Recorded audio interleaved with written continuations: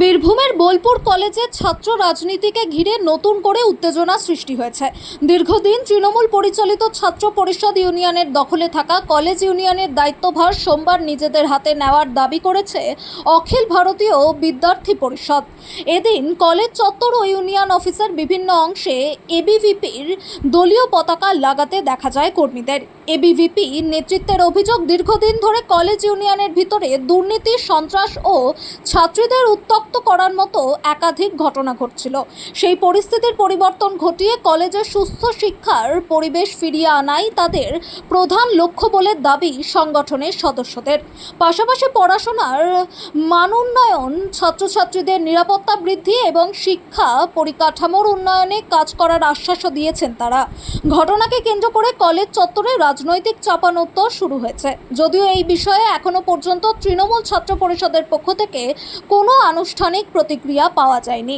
পরিস্থিতির উপর নজর রাখছে প্রশাসন। সবাই জানেন, এখন পশ্চিমবাংলায় সরকার পরিবর্তন হয়েছে, দুর্নীতিমুক্ত সরকার হয়েছে।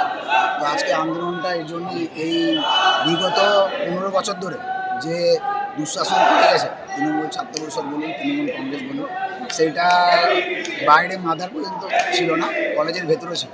অনেক রকম দুষ্কর্ম থেকে দুর্নীতি থেকে শুরু করে সব কিছু। তো আমরা প্রথম চেষ্টা করেছিলাম 2014 সালে বোলপুর কলেজে নমিনেশন করাবার এবিভিপির। আমরা অলরেডি 22 জন ক্যান্ডিডেটকেও ভেতরে পাঠিয়েছিলাম নমিনেশনের দিন।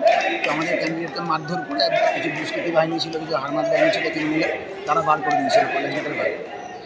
সে বছর আমরা নমিনেশন করতে পারিনি, আমরা এসডি অফিস ঘেরাও করেছিলাম। তার পরিবর্তে তো আর নমিনেশনের ডেটও দেয়নি। একদম আধিপত্য, এক চত্বর আধিপত্য বলতে পারে। কেউ যদি এগেনস্ট করতো তাদেরকে মারধর করতে পারতো। আজকে আপনারা শিক্ষার্থী পরিষদ থেকে আপনারা কি কলেজ দখল নিলেন? না, দখল মানে ইউনিয়ন দখল নেওয়ার কিছু নেই, কারণ এখন তো ইউনিয়নের ভোট বন্ধ হয়ে গেছে, এটা আপনাদের কাছেও হয়তো খবর আছে। দখল নেওয়ার মতো কিছু নেই। আমরা চাইছি যেন কলেজের মধ্যে সুস্থ পরিবেশটা ফিরে আসে, যেন শিক্ষাক্ষেত্রে কোনো রকম পার্টি, কোনো রকম লবিবাজি, কোনো রকম দুর্নীতি যেন দুর্নীতি মুক্ত শিক্ষা ব্যবস্থা চাই। দুর্নীতিমুক্ত শিক্ষা।